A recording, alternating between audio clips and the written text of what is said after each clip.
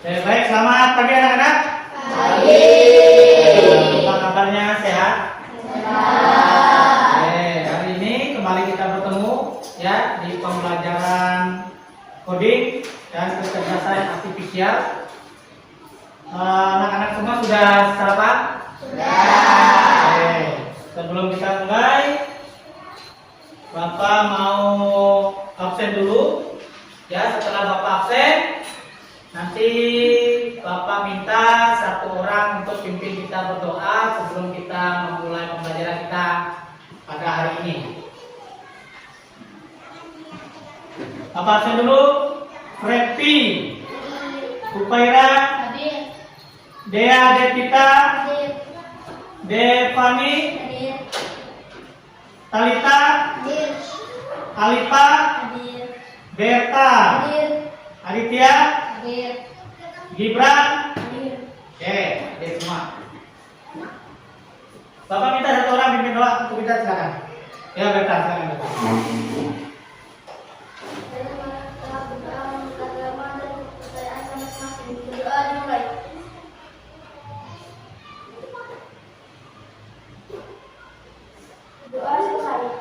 Oke, terima kasih, Cici. Silakan duduk kembali. Oke, hari ini kita belajar tentang coding, yaitu berpikir komputasional sebagai dasar coding dan kecerdasan artifisial. Oke, apa itu coding dan kecerdasan artifisial? Nanti akan Bapak sampaikan ya, biar kita sama-sama mengetahuinya. Capaian pembelajaran untuk kita hari ini, nanti pada akhir pembelajaran kalian diharapkan mampu menjelaskan dasar berpikir komputasional sebagai dasar coding dan kecerdasan artifisial yang mencakup definisi, pengertian, kemudian karakternya seperti apa dan cara kerjanya seperti apa. Itu capaian pembelajarannya. Oke, untuk tujuan pembelajarannya, nanti kalian diharapkan mampu menerapkan pemecahan masalah secara sistematis. Ada yang tahu lah sistematis maksudnya seperti apa? Sistematis itu maksudnya runut, ya, tidak sembarangan. Ibaratnya kalau di abjad itu A, B, C, D, E, dia runut A dulu, baru B, baru C, baru D, ya. Bukan A dulu, kemudian C, nanti kembali ke B, baru ke E, nanti kembali ke D. Itu tidak sistematis, ya, tidak runut ya. Kalau sistematis itu bahasa sederhananya runut, ya. Oke. Ada yang tahu tidak kata coding? Ada yang pernah dengar coding? Coding. Adit tahu apa itu coding? Menurut Adit? Pernah dengar? Ada yang tahu coding? Ya, Gibran. Nonton di YouTube coding. Apa itu coding? Coding untuk membuat game. Ya, ada yang lain? Apa itu coding? Bikin? Pembelajaran. Oke, pembelajaran. Oke, kita lanjut. Nanti kita sama-sama mengetahui apa itu coding. Apa itu coding? Nah, kita masuk ke materi konsep berpikir komputasional. Baik. Berpikir komputasional, berpikir seperti komputer, ya, komputasional. Jadi kalian memiliki kemampuan berpikir yang dapat menyelesaikan permasalahan ataupun persoalan sehari-hari dengan menggunakan teknik ilmu komputer. Kemudian dengan demikian berpikir komputasional merupakan kemampuan menyusun solusi. Nah, menyusun kata Bapak tadi ya, itu berpikir sistematis. Jadi dia tersusun. Menyusun solusi masalah secara logis dan sistematis sehingga dapat diproses oleh manusia maupun oleh komputer. Itu konsep berpikir komputasional. Nah, kemudian prinsipnya, prinsip berpikir komputasional mencakupi dekomposisi, pengenalan pola, abstraksi, dan berpikir algoritma. Dekomposisi itu apa? Pemecahan masalah, memecah masalah kompleks, kompleks itu lengkap, yang memecahkan masalah yang lengkap menjadi bagian-bagian yang lebih kecil dan lebih mudah dikelola atau bisa dipahami dengan sederhana sebagai pemecahan masalah besar menjadi bagian yang lebih kecil. Jadi ada masalah besar ya dibikin dari bagian-bagian kecil sehingga masalah itu lebih mudah untuk diselesaikan. Itu maksudnya dekomposisi atau pemecahan masalah. Kemudian pattern recognition, pengenalan pola, yang berarti mengidentifikasi, mengenali kesamaan atau pola dalam berbagai permasalahan, menemukan solusi yang dapat diterapkan kembali. Dengan kata lain adalah menemukan pola yang bisa digunakan kembali. Ya, menemukan kesamaan pola. Abstraksi, yaitu menyaring informasi yang tidak relevan dan hanya mengambil bagian yang penting untuk menyelesaikan masalah. Jadi ada masalah, disaring informasinya, mana yang merasa tidak penting itu disingkirkan saja. Ya, diambil yang masuk akal untuk menyelesaikan masalah itu saja. Ya. Kemudian berpikir algoritmik, yaitu menyusun langkah-langkah atau instruksi atau prosedur aturan yang sistematis untuk menyelesaikan suatu masalah tertentu. Dalam berpikir algoritmik, jadi masalahnya disusun langkah-langkahnya, instruksinya dengan jelas, yang dilakukan dengan sistematis sehingga masalah itu dapat terselesaikan. Nah, ini pentingnya berpikir komputasional untuk memecahkan berbagai masalah dalam kehidupan sehari-hari. Kenapa berpikir komputasional itu penting? Ini jawabannya. Dapat membantu menyelesaikan masalah dengan lebih mudah. Kemudian dapat membantu membuat keputusan yang lebih baik. Kemudian mengajarkan cara berpikir kreatif dan terstruktur. Kemudian membantu menghemat waktu dan lebih efisien. Tidak buang-buang waktu. Kemudian membantu beradaptasi dengan teknologi. Jadi kalian itu dituntut untuk bisa berpikir komputasional. Itu kenapa? Dengan adanya AI, apa? Betul, artificial intelligence. Dan itu ada di AI itu ada di mana? Kalian biasanya ketemu AI itu di mana? Di HP, betul. Ya, di laptop bisa. Entah itu Gemini, entah itu ChatGPT, nah itu AI. Ya. Nah, kadang AI itu membuat kita tidak berpikir kritis. Ya, itu kadang membuat kita tidak berpikir kritis. Contoh, ada yang pernah melakukan seperti ini, mungkin ada yang pernah melakukan seperti ini. Ada pertanyaan, ya tinggal dipoto, nanti keluar jawabannya. Betul? Kadang ada yang melakukan seperti itu. Nanti dijawab oleh AI. Ya tinggal dipoto pertanyaan, keluar nanti penjabaran jawabannya, ya. Nah, lalu jawaban itu digunakan untuk mengisi jawaban dari pertanyaan itu tadi. Ya. Nah, itulah kekayaan daripada AI. Tapi di balik semua itu membuat kita tidak berpikir kritis. Jadi kita tidak memikir pertanyaan ini, pertanyaan bla bla bla bla. Kita tinggal foto, ketemu jawabannya, langsung kita isi, pekerjaan kita selesai. Ya, dalam 5 atau 10 menit berapa soal selesai. Tapi kita tidak berpikir kritis untuk menjawab apa maksud soal itu. Ya, Itu sehingga membuat apa? Kita tidak berpikir kritis, akhirnya daya nalar kita itu tidak terbentuk dengan baik, ya, sehingga ujung-ujungnya menjadi kita tidak tahu apa-apa jadi nantinya. Ketika AI itu tidak ada, kita tidak bisa apa-apa nantinya. Ya, makanya itulah pentingnya kalian bisa berpikir komputasional. Itulah pentingnya kalian mengetahui kenapa coding itu harus kita pelajari sama-sama. Agar hal-hal yang seperti tadi itu kita tahu, cara melakukannya tahu, tapi dampaknya kita juga tahu. Ya, dampaknya kita tahu. Bisa jadi ada yang ini apa ya?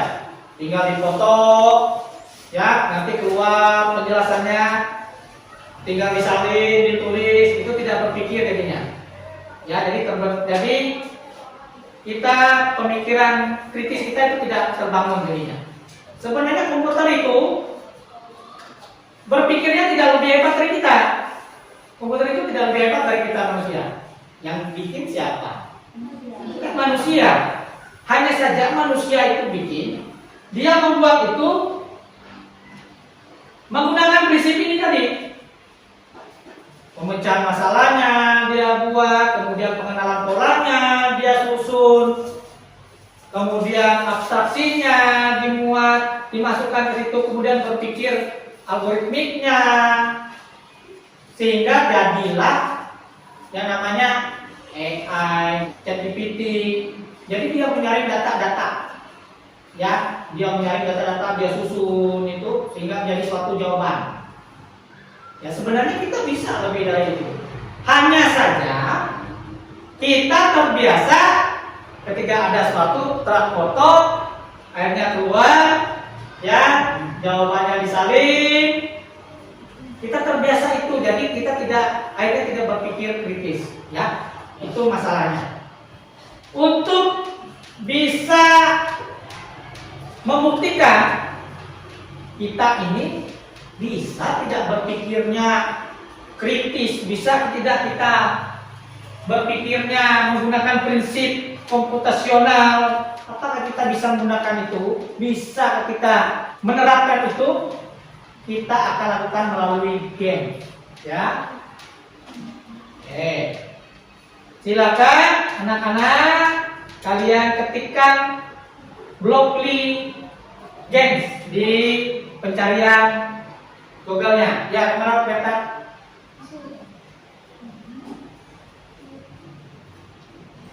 Oke, silakan masuk di Google Chrome. Ada tampilan Google Chrome? Oke, silakan masuk di tampilan Google Chrome. Tampilannya akan seperti ini, betul? Silakan ketik ini, Blockly Games. Nah, ketik aja. Oke, kalau sudah, oke, Bapak contohkan di sini. Blockly Games saja langsung muncul. Nanti akan tampil kurang lebih seperti ini, betul? Oke, semua sudah tampil seperti ini? Oke, sekarang kita coba menyelesaikan teka-tekinya. Ya, ini Blockly Games. Ya, jadi nanti kalian menggabungkan pola-polanya, memecahkan masalah, ya, sesuai dengan prinsip berpikir komputasional ini. Ya, kenali polanya, kemudian berpikirnya harus algoritmik, ya.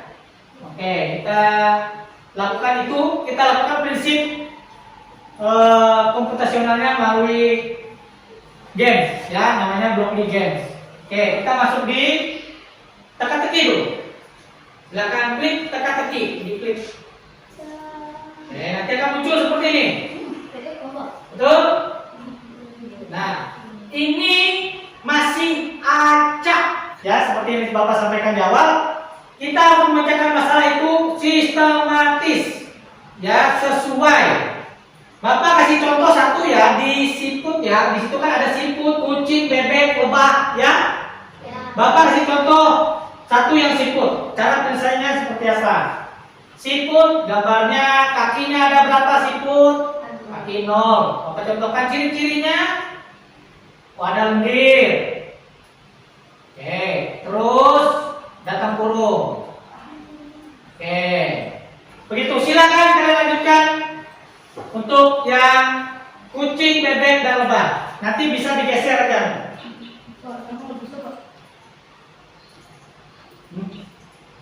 Klik, geser, klik ini. Nah, disusun aja ya, dikasih jarak ya, gambar-gambarnya dikasih jarak.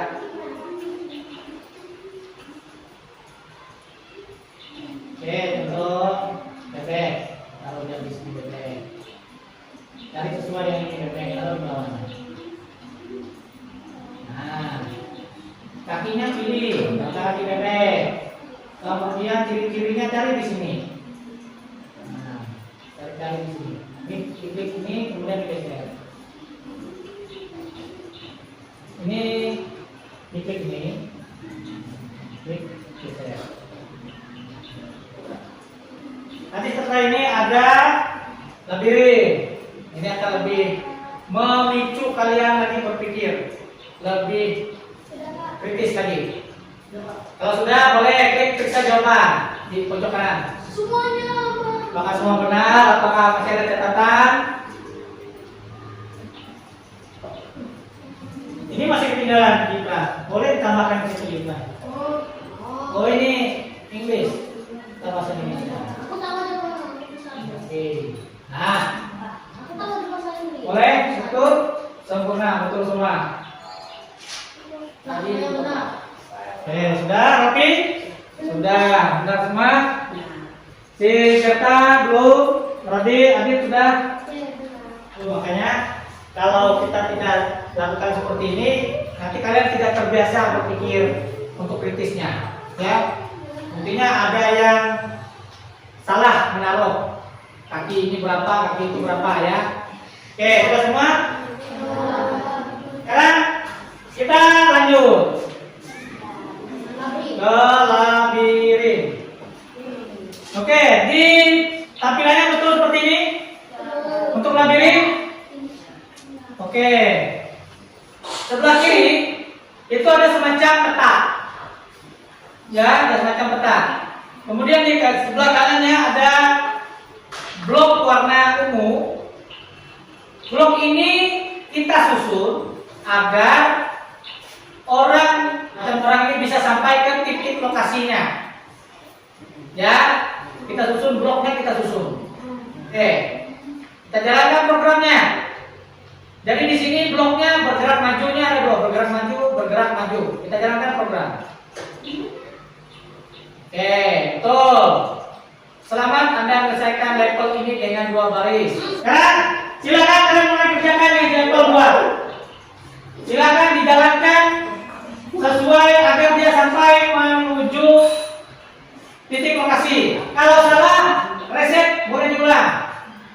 Silakan dikerjakan sampai level semampu kalian. Kalau berhasil, masuk level berikutnya.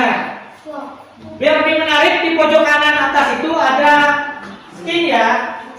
Ya, ada tampilan manusia, itu gambar manusia, itu boleh digunakan. Di atas kanan. Ayo, di pojok kanan atas. Biar lebih menarik.